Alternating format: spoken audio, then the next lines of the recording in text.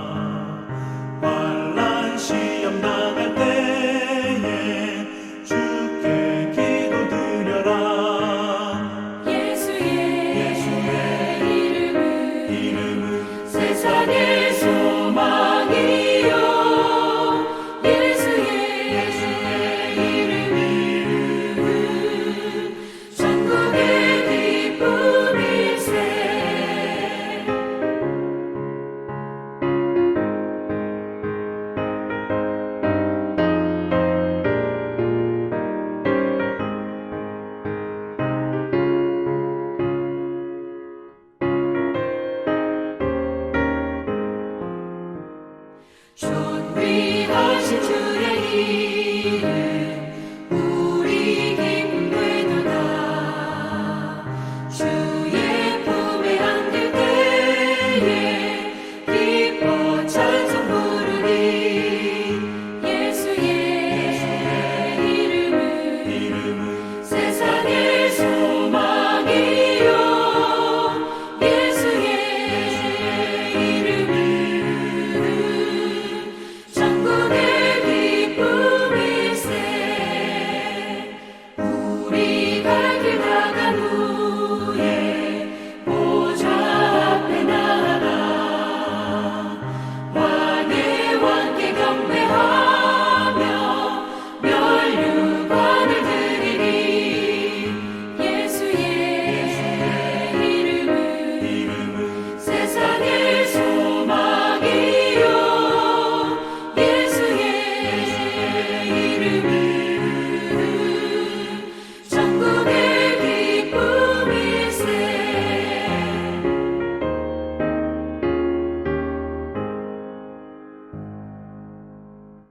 하나님께서 오늘 우리에게 주신 말씀은 시편 3편 1절에서 8절입니다.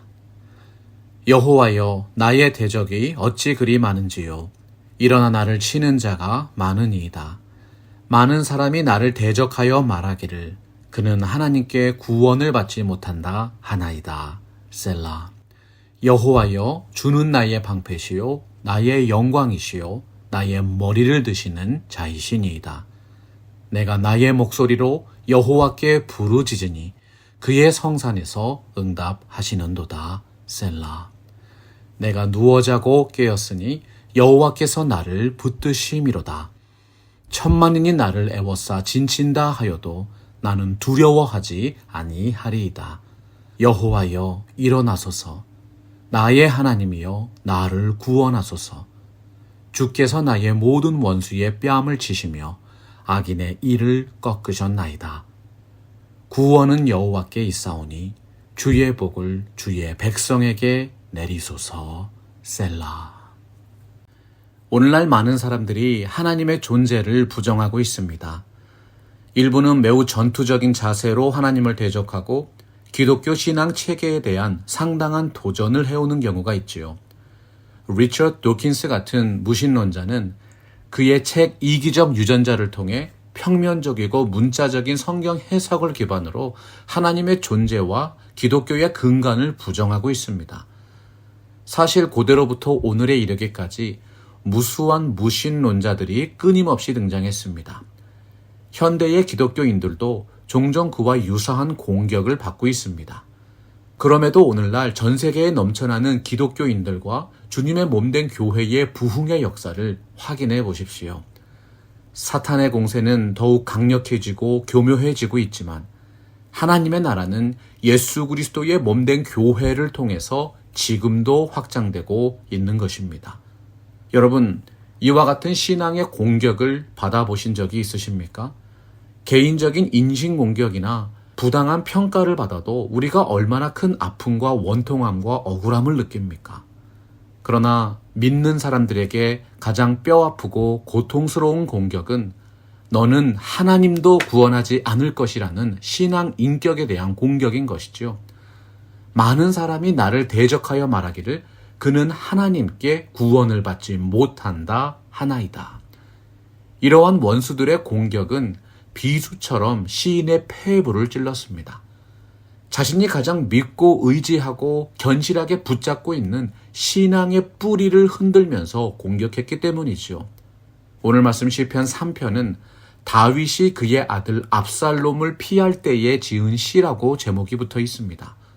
무수한 인간관계에서 가장 믿고 의지하고 사랑하는 관계가 부모와 자녀 사이의 관계가 아니겠습니까? 그런데 아버지 다윗이 그의 아들 압살롬의 반역으로 저주를 받으면서 도망을 쳐야 하는 참으로 비참한 상황에 처하게 된 것이지요. 어제 나눈 시편 2편 말씀을 떠올려 보십시오. 이스라엘의 왕은 하나님의 아들이라고 약속하셨어요. 시편 1편에 복 있는 사람은 모든 일에 형통할 것이라고 약속하셨습니다. 그런데 오늘 말씀 시편 3편이 이스라엘의 왕이었던 다윗의 탄원시라는 사실이 참으로 기가 막히지 않습니까? 사탄의 권세는 악인의 꾀와 죄인의 길과 오만한 자의 자리를 통해서 행사됩니다. 그 악한 세력의 공격은 믿음의 사람들을 신앙의 길에서 벗어나게 만들어 버립니다. 너가 믿고 의지하는 하나님이 도대체 어디에 있느냐? 너의 하나님은 너를 구원하지 않을 것이다. 신앙인에게만 찾아오는 특별한 위기가 있습니다. 신실하고 행복한 믿음의 길에도 불청객 같은 위기와 고난이 찾아옵니다.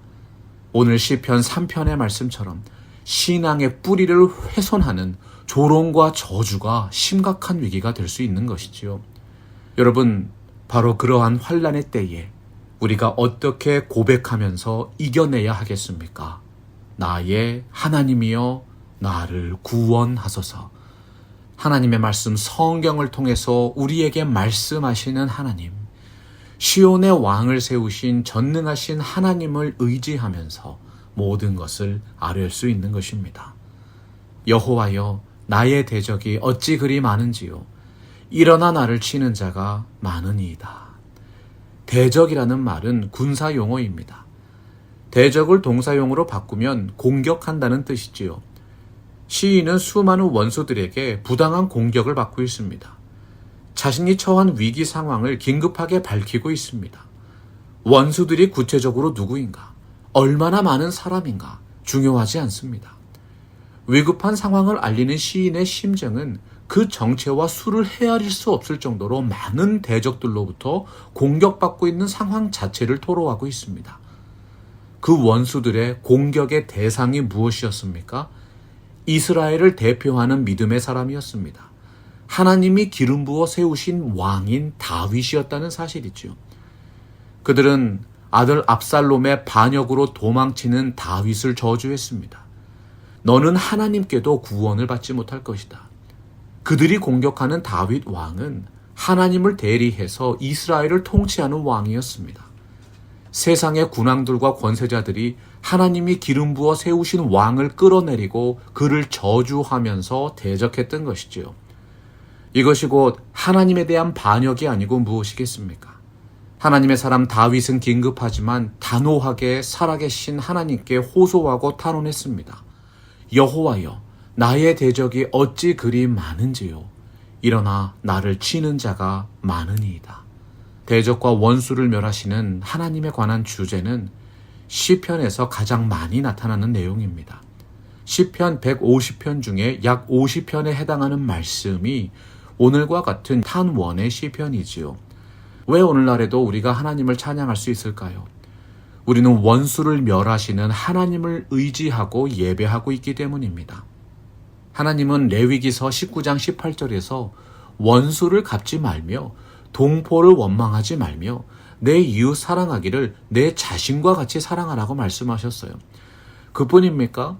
마태복음 22장에서 예수님이 가르치셨죠. 내 마음을 다하고 목숨을 다하고 뜻을 다하여 주 너희 하나님을 사랑하라 하셨으니 이것이 크고 첫째 되는 계명이요 둘째도 그와 같으니 내 이웃을 내 자신과 같이 사랑하라. 오늘 말씀을 어떻게 이해해야 합니까?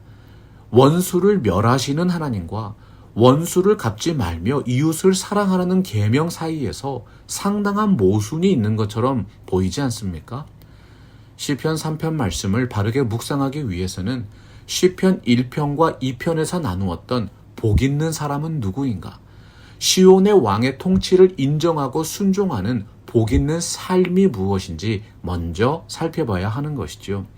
오늘 말씀의 시인이 끝까지 절망하지 않고 구원은 여호와께 있습니다. 주님의 복을 주의 백성에게 내리소서 고백할 수 있었던 이유가 있습니다. 바로 그 믿음의 삶이 시편 1편과 2편이 강조했던 복 있는 사람의 모범이었기 때문입니다. 시인의 고통은 수많은 대적들로부터 극도의 인신공격과 저주의 말을 듣는 것이었습니다. 공동체로부터 제거되고 쫓겨납니다. 목숨을 부지하기 위해 떠나야 하는 참으로 고통스러운 경험을 하게 된 것입니다. 시편 3편에서 시인을 괴롭히는 원수가 누구입니까? 그 저주의 발원지가 자신의 아들 압살롬이었습니다. 너무나도 아프지 않았겠어요? 다윗은 그 대적들을 하나님을 대적하는 원수라고 단정짓고 있습니다. 이스라엘의 왕이었던 다윗의 고난은 이스라엘 공동체 전체의 고난입니다. 하나님의 공의로운 통치가 하나님이 세우신 왕을 통해서 공동체에 펼쳐지고 있었기 때문이지요. 그런데 군왕들과 열방이 모의하며 수군대던 악의 역사가 현실로 이루어졌습니다. 하나님이 세우신 왕이 쫓겨나고 세상적인 계산과 욕심으로 잉태된 압살롬이 이스라엘을 다스리게 되었습니다. 하나님, 나의 대적이 어찌 그리 많은지요. 수많은 악인들이 의인을 대적합니다. 악인의 꾀를 따르지 않고 죄인의 길에 서지 않으며 오만한 자의 자리에 앉지 않는 의로운 의인이 느끼는 고통의 무게를 숫자로 표현한 것입니다. 무수한 군중이 죄인 한 사람을 광장 중앙에 세워둡니다. 손가락질합니다. 원수들의 저주와 폭행에 대해서 아무런 저항도 할 수 없는 암담한 상황입니다. 감당할 수 없는 악의 권세에 포위당한 한 영혼의 모습을 그려내고 있습니다. 큰 고통으로 둘러싸여 있는 암담한 상황이었습니다. 수많은 원수들이 하나님의 말씀과 통치의 반기를 들고 대적하며 일어났습니다. 그들의 언어는 저주였고 그들의 결정은 폭력적이었고 그들의 행동은 파괴적이었습니다. 극도의 공포와 불안 속에서 시인이 고백한 말이 무엇이었습니까? 많은 사람이 나를 대적하여 말하기를 그는 하나님께 구원을 받지 못한다 하나이다. 두려움과 공포 속에 던져진 한 영혼이 어떠한 토로를 올릴 수 있을까요? 시인이 할 수 있는 유일한 위안은 하나님께 그 불의함과 폭정을 폭로하며 고발하는 탄원이었습니다. 구약 성경에는 고통받는 의인 욥의 이야기가 기록되어 있습니다. 욥은 그의 친구들에게 둘러싸여서 짓지도 않은 죄 때문에 정죄를 당하며 고통을 받았습니다. 욥은 무엇이 옳고 그른가? 교리의 문제를 고백한 것이 아니었죠. 도저히 받아들일 수 없는 고난이라는 상황, 존재의 위기를 토로했습니다. 오늘 시편 3편의 다윗도 마찬가지였어요. 부당하고 기가 막힌 절체절명의 위기 속에서 원수를 멸하시는 하나님께 호소하고 탄원하는 것이 과연 이웃사랑에 대한 하나님의 명령을 어기는 것이었겠습니까? 성경은 시인의 탄원이 정당하고 바른 신앙이라고 강조합니다. 누구든지 자신에게 다가오는 불의와 폭력에 대해서 원수를 멸하시는 하나님께 호소하고 폭로할 수 있는 것이죠. 여러분, 그들이 참으로 하나님을 대적하는 원수들인 결정적인 증거가 무엇이었어요? 많은 사람이 나를 대적하여 말하기를 그는 하나님께 구원을 받지 못한다 하나이다. 당시 다윗이 경험했던 상황은 가시적이고 군사적인 폭력이었을지도 모릅니다. 다윗을 따르는 세력을 통칭해서 전쟁에서 패배할 것이라고 말한 것일 수도 있습니다. 하지만 고대 이스라엘 사회에서 하나님의 이름과 역사는 경홀히 언급할 수 있는 것이 아니었습니다. 더군다나 그 저주와 욕설의 대상이 하나님이 기름 부어 세우신 이스라엘의 왕이었습니다. 그들의 오만과 편견과 죄악됨을 간파할 수 있는 것이지요.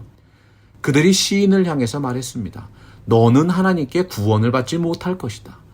다른 사람의 신앙과 인격에 대해서 함부로 판단하지 마십시오. 저주와 욕설은 부메랑과 같습니다. 내 앞에서 다른 사람 욕하는 사람은 반드시 그 사람 앞에서 내 욕을 하게 되어 있습니다. 신앙이든 인격이든 삶이든 판단은 하나님이 하실 것입니다. 우리 모두가 하나님 앞에서 죄인이 되면 우리 모두가 예수님 안에서 참된 의인으로 서로를 진심으로 사랑하게 됩니다. 가장 나쁜 악행이 무엇입니까? 상대방의 약점을 캐내고 그가 붙들고 있는 삶의 뿌리 자체를 뽑아버리는 것입니다. 오늘 말씀 2절을 다시 보십시오. 그들이 어떻게 말하고 있어요? 너는 하나님께도 구원받지 못할 거야. 원수 마귀 사탄이 바로 이렇게 영적인 공격을 하는 것이지요. 너는 부족해. 너는 안 될 거야.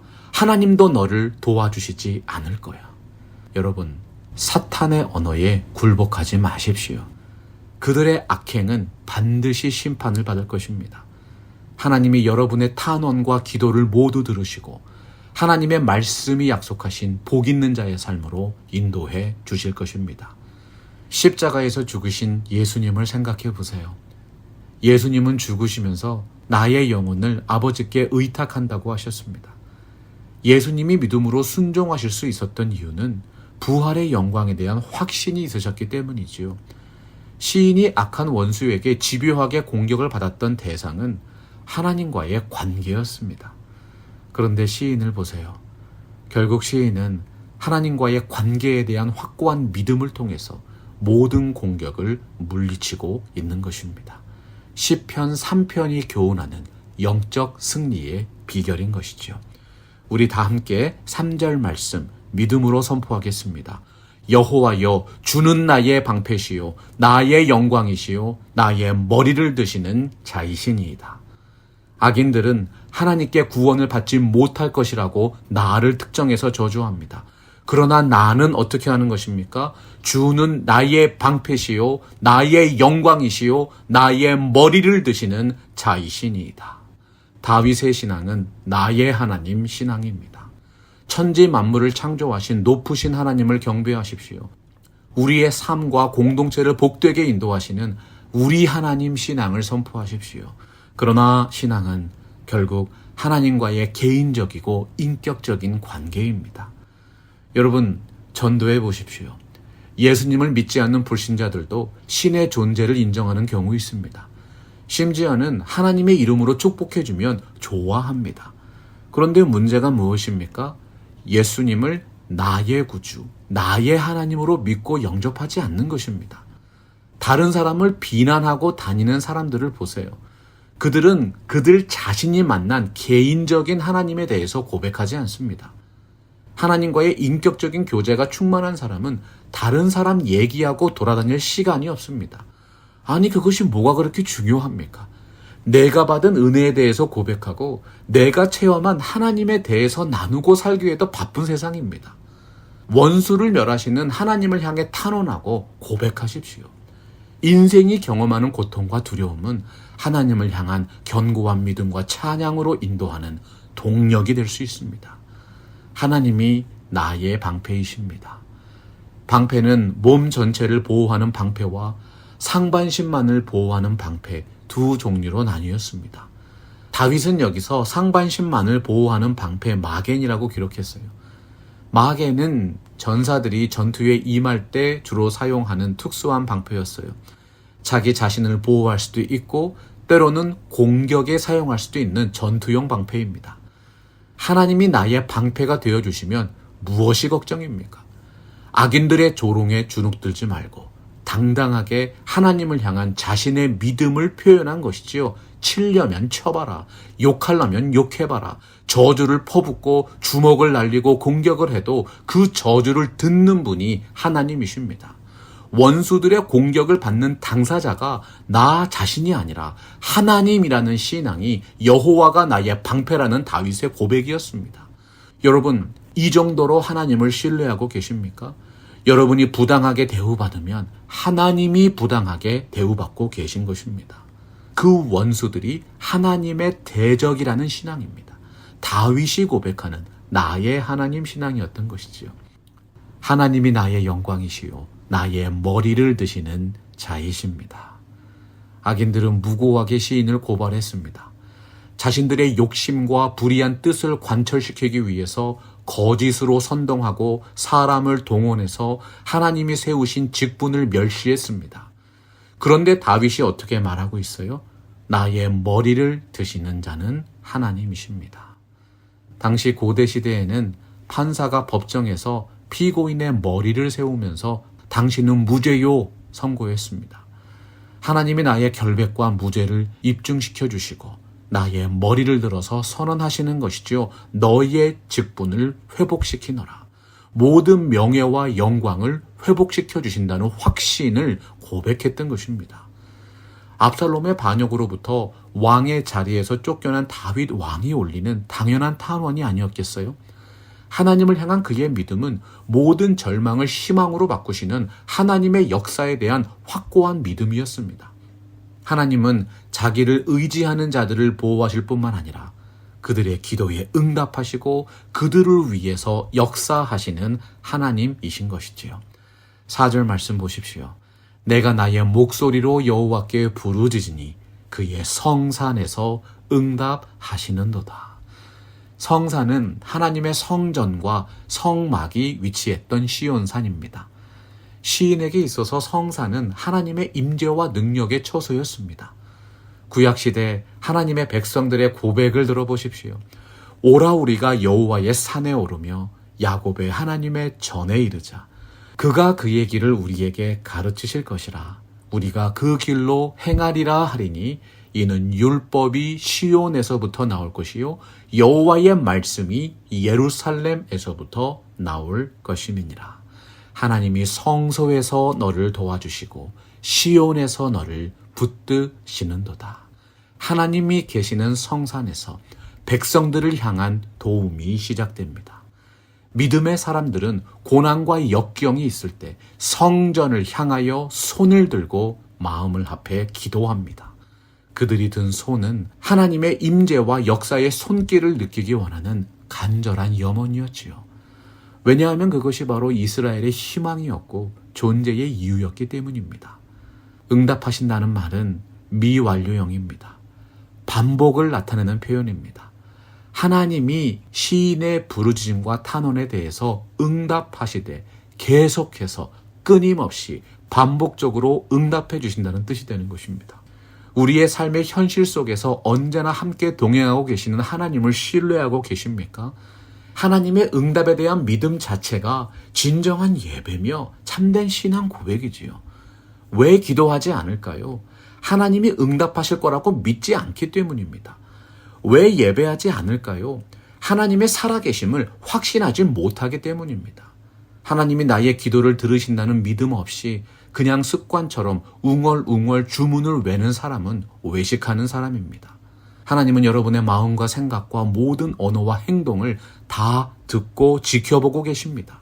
하나님의 임재를 확신하십시오. 하나님의 눈과 귀를 의식하며 살아가십시오. 어떤 상황에서도 다윗처럼 고백하게 될 것입니다. 내가 누워 자고 깨었으니 여호와께서 나를 붙드심이로다. 하나님을 향한 최고의 예배는 하나님을 향해서 무한한 신뢰를 보내는 것입니다. 신뢰가 내적인 믿음이라면 의지와 순종은 외적으로 그 신뢰를 표현한 것이지요. 여러분이라면 다윗과 같은 상황에서 편하게 눕고 자고 깨어날 수 있겠어요? 아프리카 초원에 가시면 사자라는 동물이 있습니다. 사자가 왜 밀림의 왕일까요? 호랑이나 다른 맹수들은 모두가 잠을 잘 때 수풀에 몸을 숨기고 잠을 잔답니다. 그런데 유독 사자만큼은 초원 한가운데에서 누워서 잠을 잔다는 것이지요. 다른 맹수들이 언제 공격할지 모르는 상황입니다.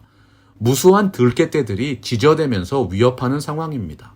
그런데도 평원 한가운데서 평안하게 누워서 잠을 자고 깨어날 수 있는 여유, 이것이 바로 다윗이 고백하는 믿음이었습니다. 시인은 참으로 확신했던 것이죠. 하나님께 무한한 신뢰를 보내고 있었던 것이지요. 하나님께서 나의 기도에 응답하시리라. 하나님께서 나를 붙드심이로다. 붙들다라는 말은 넘어진다의 반대말입니다. 하나님이 나를 돕고 구원하신다는 뜻이에요. 수많은 개떼들에게 둘러싸여 있어도 때로는 잠시 넘어진다고 할지라도 하나님이 나를 붙들어 주십니다. 하나님이 나의 삶에 개입하시고 도와주시고 구원하시고 승리하게 하십니다. 나는 그 진리를 결단코 의심하지 않습니다. 확신합니다. 하나님이 나를 지켜주십니다. 천만인이 나를 애워싸 진친다 하여도 나는 두려워하지 아니하리이다. 오늘 말씀 1절에서는 나를 치는 자가 많다고 했습니다. 그런데 이제 6절에 이르러서는 천만인이라고 표현했습니다. 천만인은 당시 이스라엘 인구보다도 많은 숫자입니다. 실로 엄청난 군대지요. 오늘날 세계에서 가장 강력한 나라인 미국의 군대의 숫자도 현역과 예비군을 다 합해서 200만 정도밖에 안 됩니다. 사람이 많기로 유명한 중국 군대도 300만 정도밖에 안 됩니다. 그런데 1000만 명이 일어나서 다윗 한 사람을 공격해도 두려워하지 않겠다고 선언한 것입니다. 여러분, 이것이 무슨 뜻일까요? 하나님이 내 편이 되어주시면 그 어떤 싸움에서도 무조건 승리한다는 신앙입니다. 우리의 인생은 연약합니다. 더욱 많은 사람들이 협력해서 이를 도모하면 큰 역사를 이루어낼 수 있지요.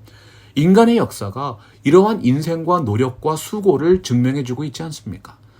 하지만 인생들이 힘을 다해 개미떼처럼 모여서 쌓아 올린 바벨탑도 하나님이 그들의 언어를 혼잡하게 하시니까 바로 무너져 버렸습니다. 아무리 강력한 군대가 와도, 아무리 수많은 사람들이 비난하고 공격해도 하나님만 나의 편이 되어주시면 우리는 이기는 것입니다. 이제 하나님의 사람 다윗이 전쟁에 능하신 하나님께 요청합니다. 여호와여 일어나소서, 나의 하나님이여 나를 구원하소서. 주께서 나의 모든 원수의 뺨을 치시며 악인의 이를 꺾으셨나이다. 시인은 위기 상황에 처해 있는 자신을 구원해달라고 하나님께 청원했습니다.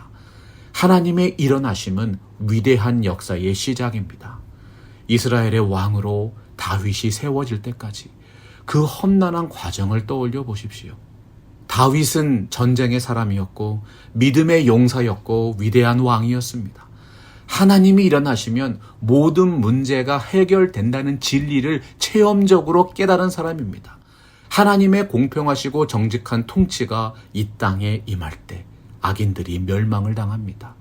모든 인생들의 고통과 아픔들이 참으로 위로받는 의로운 역사가 펼쳐지는 것이지요. 하나님이 친히 악인들의 뺨을 때리십니다. 연약한 자와 의로운 자를 억울하게 핍박하고 조롱하고 모욕했던 그들의 이빨이 하나님이 때리는 뺨 한 방에 전부 꺾어지게 되어 있습니다. 여러분, 얼마나 통쾌한 장면입니까? 악인들은 의인의 뺨을 치고 거짓으로 조롱하고 욕설과 저주를 퍼부었습니다. 그런데 하나님이 약속하신 것입니다. 내가 친히 가노라.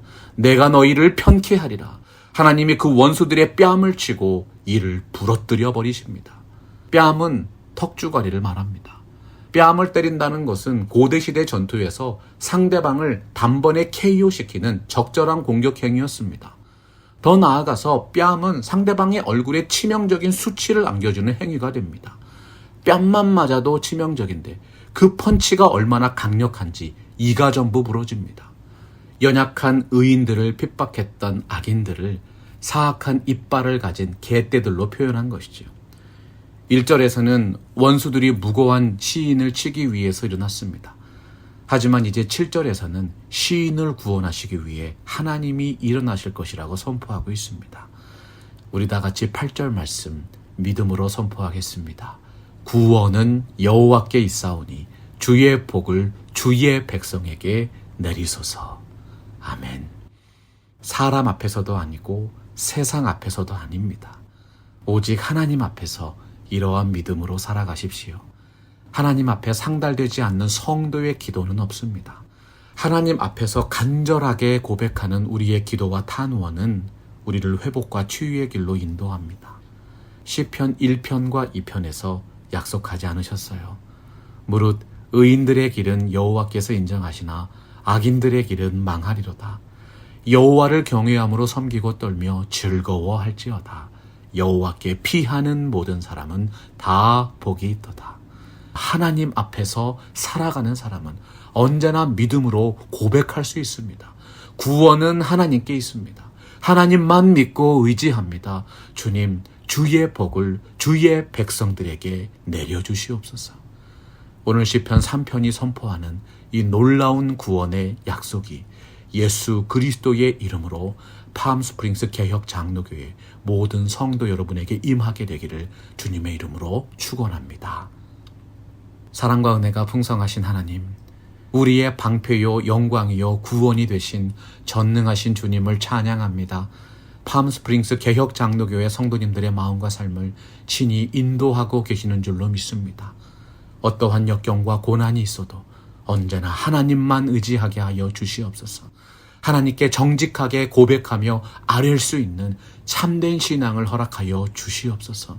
우리 교회에서 올려드리는 모든 예배 가운데 하나님과의 체험적인 만남이 일어나게 하시고 우리의 마음과 생각이 바뀌며 삶이 변화되는 놀라운 역사가 불처럼 일어나게 하여 주시옵소서.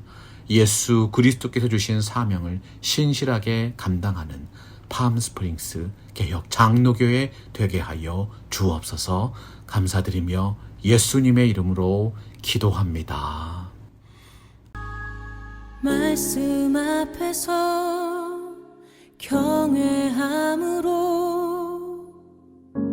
주께 홀로 섭니다. 생명의 말씀 읽고 순종해 주를 예배합니다. 기록된 말씀 힘이 있어서 진리로 우리 거룩해 하며 거룩한 말씀 세세 영원히 복음이 되어 말씀하시네. 하나님 말씀에 두려워 떠는 자 그 말씀에